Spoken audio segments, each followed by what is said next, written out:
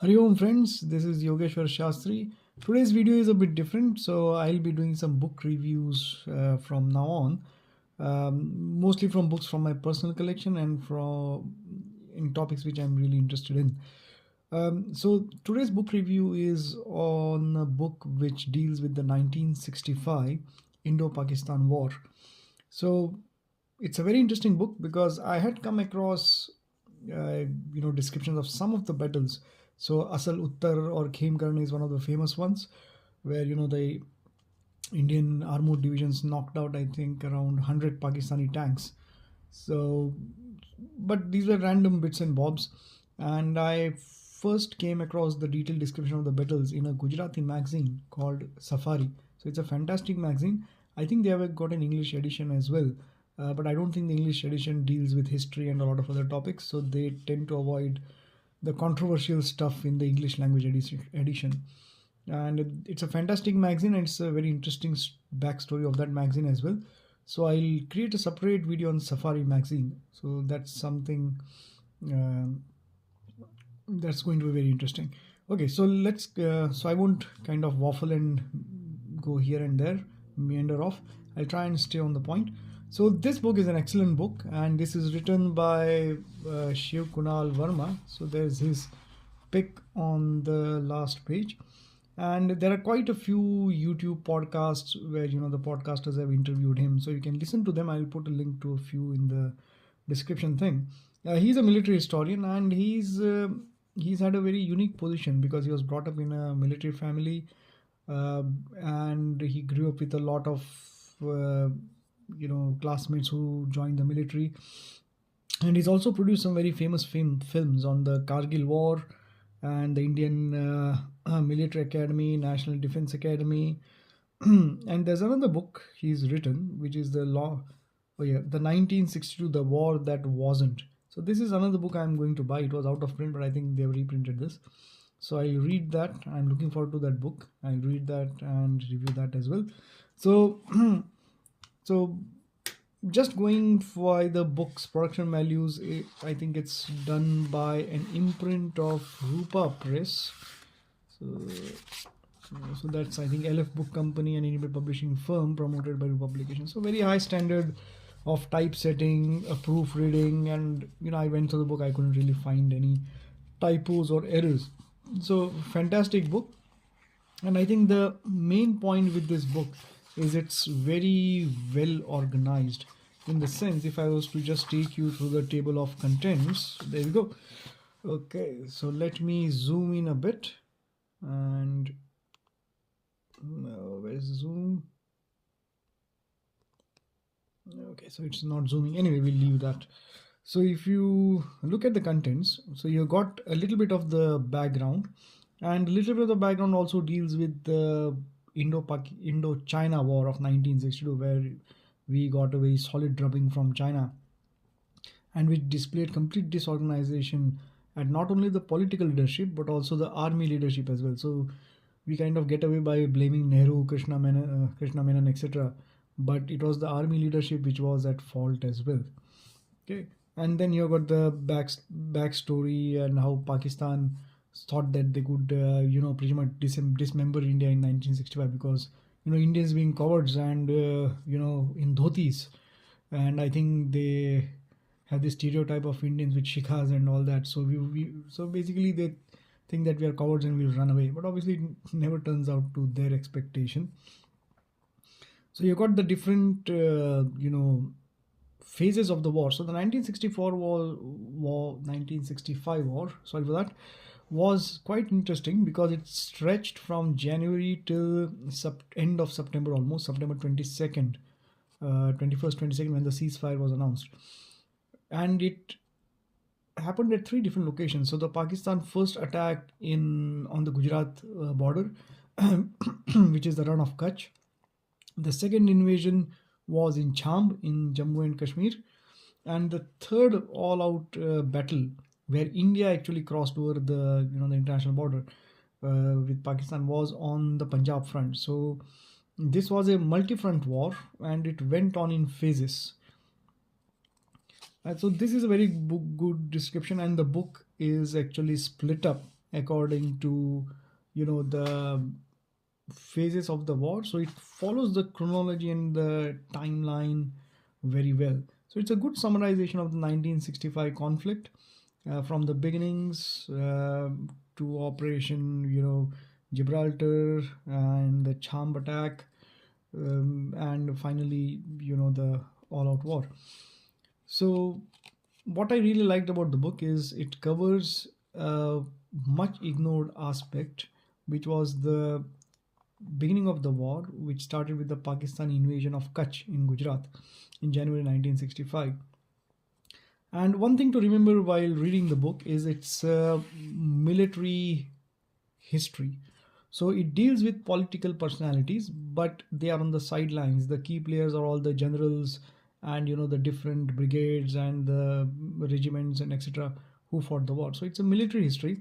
So obviously I would have loved to see a book which kind of comprehensively deals with both the political and military aspects, but I think that would become a very big book, or it would have to be published in volumes. So this is a fantastic effort, and I really enjoyed the book because this book deals with all the key personalities, especially the military ones. So you have General Chaudhary, who was the chief of army staff. You got YB Chavan, who was the defense minister. Lal Bahadur Shastri. Obviously, Lal Bahadur Shastri is dealt with in a perfunctory way, but that's okay because that's not the focus of the book. Because if you want to read about Shastri ji, then there are other books as well. And okay, let's have a look through this. So the book is well written, methodical, and I really enjoyed reading through it.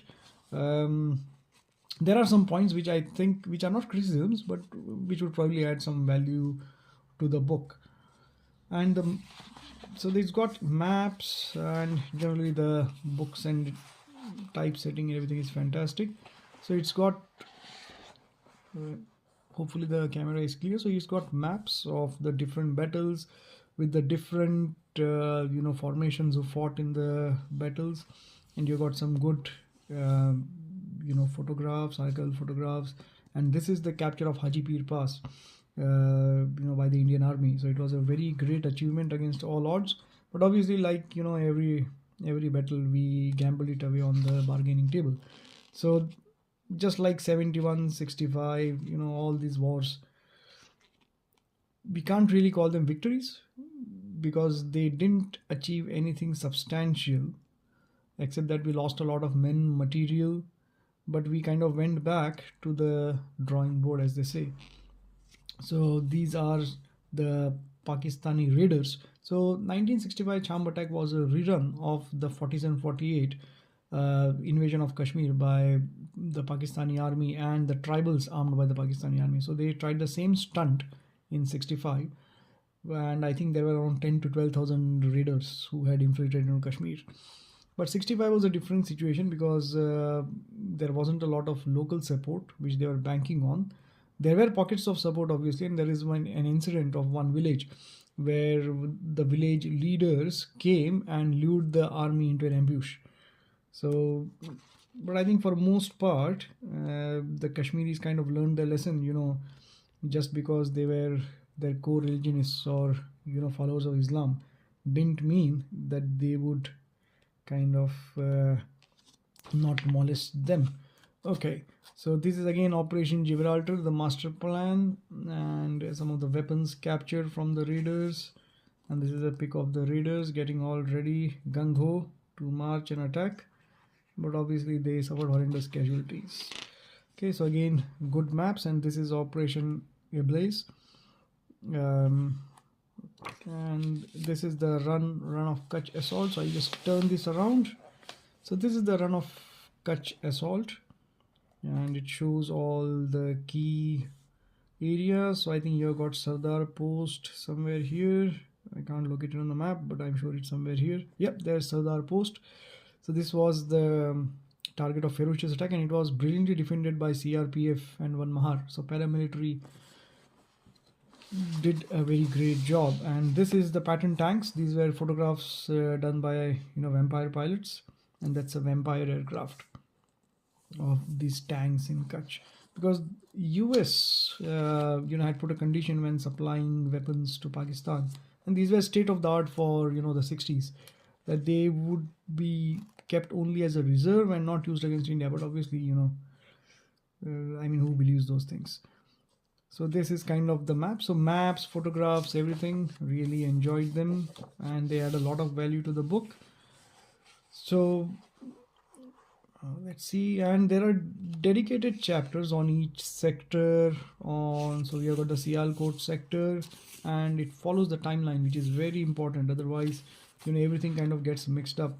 That's YB Chavan, the defense minister, and you've got nice artwork of the fighter planes kind of doing their job. And there's Colonel, I think, yeah, that's Colonel Desmond Hayde, again a brilliant commander. I think he retired as a brigadier, so absolutely brilliant. He led the Jats to a massive victory at Dogra. So this is Dogra, and this is a very historic battle, and I think Brigadier Desmond Hayde later wrote a book as well, which I have not read, on the Battle of Dogra.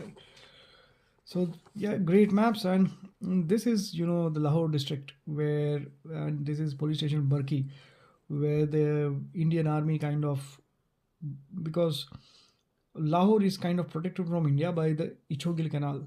So what Pakistan did after 47-48 was they created a network of canals which would act as a natural defense barriers against an attacking army from India, because otherwise Lahore is in the plains, there is no natural defense.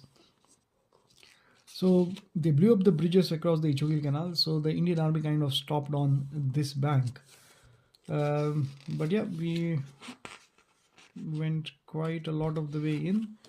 And more pictures. So attack on the railway marshalling yards somewhere in Pakistan, and the Battle of Khemkaran.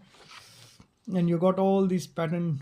So you got a Sherman, you got patterns, and I think that's a Chaffee. So all kind of destroyed. Nah, that's a Chaffee. I think that's a pattern. Okay, you've got different players, and this is a very iconic photograph. Very well known as well. This is the graveyard of patterns. So like I said, around 100 patterns were knocked out by Indian army, which was fielding Centurions and really outdated Shermans, but which had been upgunned, so they could pierce the Patton's armor. And these are some of the knocked out patterns, because what they did was they broke, I think, one of the dams, and these are all sugarcane fields. So this was completely flooded, and the patterns were pretty much stuck. And the Indian army tanks kind of got in a semi-crescent formation, and pretty much it was kind of a duck shoot after that. So that's absolutely brilliant tank battle. I think one of the biggest tank battles after the Second World War. Okay, so yeah, more stuff. Filora police station, Pakistan, and there's a blown up pattern. Yep, Battle of Chaminda. So very good maps and very good archival photographs. Really liked them. My only comment with the maps is, I'm not a military person. I haven't read a lot of military history. I'm interested in it though. So for me, when and this is a very funny thing, because both the Indian and the British and Indian and the Pakistani army, they largely at that point at least were following the British pattern. So they were using code names like Charlie, Alpha, Tango, and so on. So there are many places where it's difficult to find out if 3 Alpha is Indian or 4 Charlie is Pakistani, that kind of stuff. So it all kind of gets mixed up. And what I also would have liked is, again, that's not a criticism. This is just something that is value added, because I have done a little, I've got a little bit of stuff printed as well, so I do know it's quite expensive. It would have been really helpful to have maps, maybe not have a high level map, maybe like here, in one spot with the images, and have maybe black and white maps. Again, these are not color plates. So have black and white maps somewhere near, where you can refer to them quite easily. Otherwise it gets quite confusing. So where's 3 brigade moving or 4th armored division going, and that kind of stuff. So localized maps would have been very good, and they would definitely add a lot of value to the book. So maybe some points to consider when they are bringing out the next edition. Okay, so let me refer to my notes. Okay, so there's one thing I would like to mention. So from the beginning, the stated aim of Pakistani army has been very clear. It's jihad in the way of Allah. I think Jihadul Sabibullah, or I don't know the term. But anyway, jihad in the way of Allah is the English translation, and that's been their aim since the very beginning, which is why they have no hesitation killing civilians or committing war crimes. So in 65 they didn't get a lot of opportunity, but where they could, they definitely did that. And those who remember the Kargil War 1999 and remember how Lieutenant Saurabh Kalia and his men were captured and horrendously tortured. I think their private parts were also removed. It was pretty horrible. And their tortured bodies were given back to Indians, which was a blatant violation of the Geneva Convention. But then Pakistan never follows any of these because it's a jihadi army fundamentally. So even in 65 war, they did the torture and murder of wounded and they even mutilated dead bodies. So here's an incident which is obviously a war crime. Okay, and okay, what's on here? Why did I?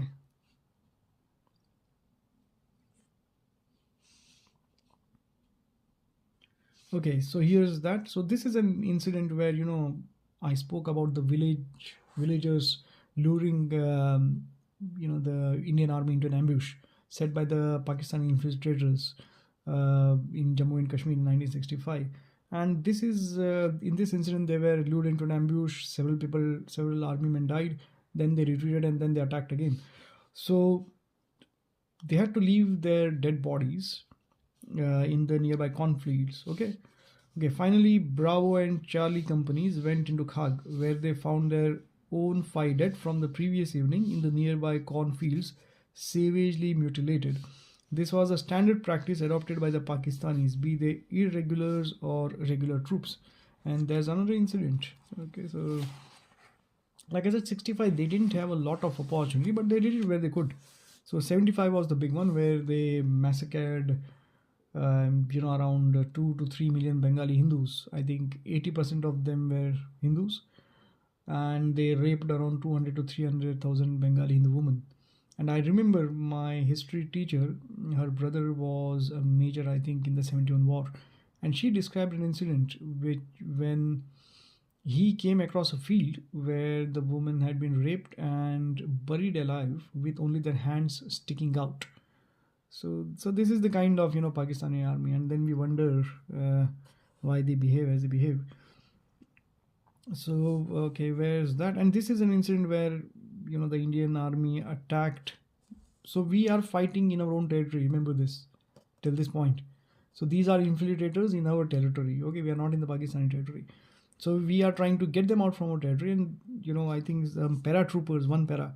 They launched an attack on some infiltrators in Jammu and Kashmir, and 2 of the paratroopers were severely wounded, and again they had to retreat for the night.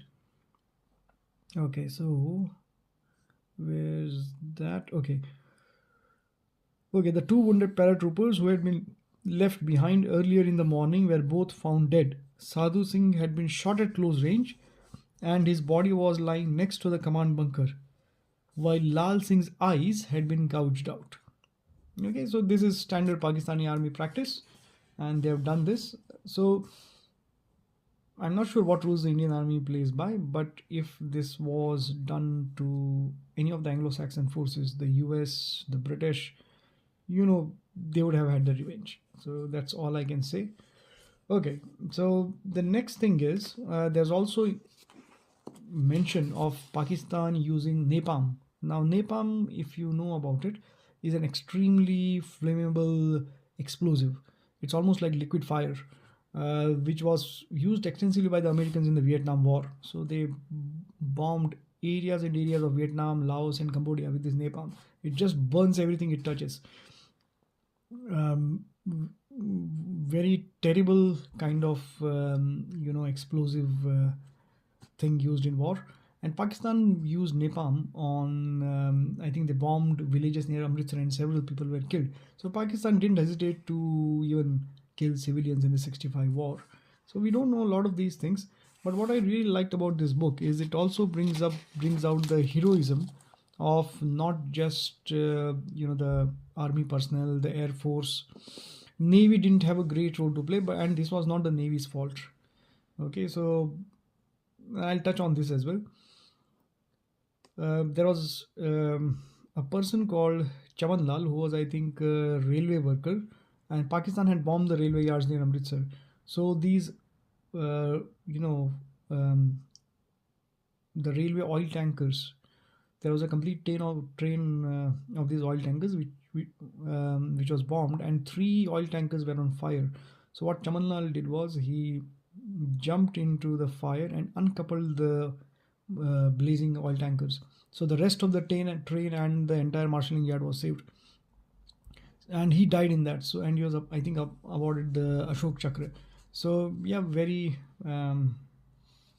good thing I've liked about this book is the mention of civilian heroes, and I've heard that reflected in Shiv Kunal Verma's interviews and podcasts as well. So he never leaves to mention out the civilian heroes. So be it the relations of the army personnel who had died, or the civilian workers, civilian transporters, porters, and so on and so forth. Okay, so there's another war crime which is kind of forgotten now, which was the shooting down of the aircraft of Balwant Rai Mehta, who was the chief minister of Gujarat at that point. So his plane was shot down almost towards the end of the war. I think it was on 19 September. So it was a civilian aircraft in Indian territory, and the Pakistani fighter pilots actually chased it down, and then they riddled it with bullets, so there was nobody left alive. Balwant Rai Mehta, his wife, and I think there were journalists and the secretary as well. So I think 5 people died, including the pilot.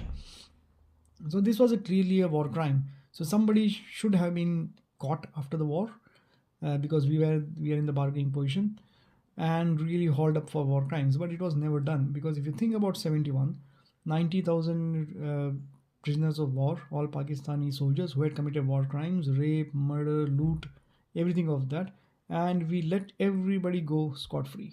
And we actually gave them a Quran in their hands. So this is how great we are. Which is why I'm saying even the Kargil war was a fiasco, because we were fighting infiltrators on our own territory. So it's something like, you got a big house, and in 2 rooms of the house, somebody comes and does kabja, so occupies or squats illegally. And then when you got a big family, you got a few people who try and go and clear them out. A couple of your relations get killed, and the whole family kind of goes and kicks them out, and then you proclaim victory because you have basically reclaimed rooms in your own house. So that's not victory. Victory is when you attack bandits in their lair and then wipe them out. That's victory. Okay, so Kargil also spun as a victory, and then we had all these banzai charges where a lot of good officers and soldiers died. What this book also brings out is the complete debacle of decision making at the top, and that included General Chaudhary. I think it was General Harbaksh Singh, who was pretty much like, if you can't advance, then I'll shoot you, and that kind of stuff. And air support was never really asked for, because the army thought it could fight on its own. So Air Force and Navy were more like appendages, and Air Force wasn't really called in till Pakistan had actually started bombing our air bases. So Indian army suffered horrendous casualties because of Pakistan's artillery and the Pakistani Air Force giving close support to their troops.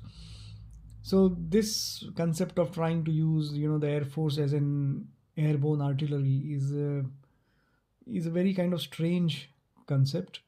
But the Indian army kind of at that point, I think even now it has not changed a lot. I don't know. I am not in the army, never been in the army, so can't comment. But it does show the complete myopia and lack of leadership skills in the top army leadership even at that point of time. And even when the officers on the ground were reporting that the Pakistanis are heavily armed and they have got massive backup, the generals simply didn't believe them. And this was interestingly repeated in the Kargil war as well. So while we kind of get away with blaming the political leadership for all sins and omissions, we also need to kind of a bit more critical of the army leadership as well. So this illustrates the bravery of the rank and file. It's again the top leadership which cuts a sorry figure. So yeah, so good references, and overall, yeah, very nicely formatted book. And I really hope in the next edition they kind of have a little bit more on the what was I going to say? I lost the link. They have a bit more on the political situation, and they have these localized maps in every chapter, which makes it easy to refer. And what I would also like to see is, I'm not an army person, so I don't know how strong or what are the number of soldiers in a battalion, what is the typical strength when it goes into battle. So is it, if it's got 100 people, is it like 80% of the strength or 60% of the strength? So I would really like to see some numbers in the book. So how many soldiers were fighting for this group. And I'm a little bit statistical person, so it makes it easy for me to get the picture, and obviously maps as well. So overall, fantastic book. I do recommend you buy it. I'll link it. I'll put Amazon on link. I'm not an affiliate, so I don't get any commission or anything. I'm not interested in that either. But buy these books because these take a lot of time to research and write. Any book takes a lot of time and effort to write, especially with non-fiction books which deal with extensive subjects like warfare or political events. There's a lot of research which goes in. So please be sure to buy this book that encourages writers to write more. I know people have lost the habit of reading and libraries are closing down. So one of my cousins' libraries in Pune, it closed down and he had to get rid of all the stuff. So this is the reality we are living in. But still, if you're interested in Indian history or history of warfare in general, the 1965 war was a very critical war where a lot of weapons were used, and the US tried to use them as proving ground as well for the pattern tanks. You had the Starfighter, Sabres. So quite an interesting for anyone who's interested in military history. So do buy this book, excellent book, and do read it. And Hari Om, I will see you next time. Thank you.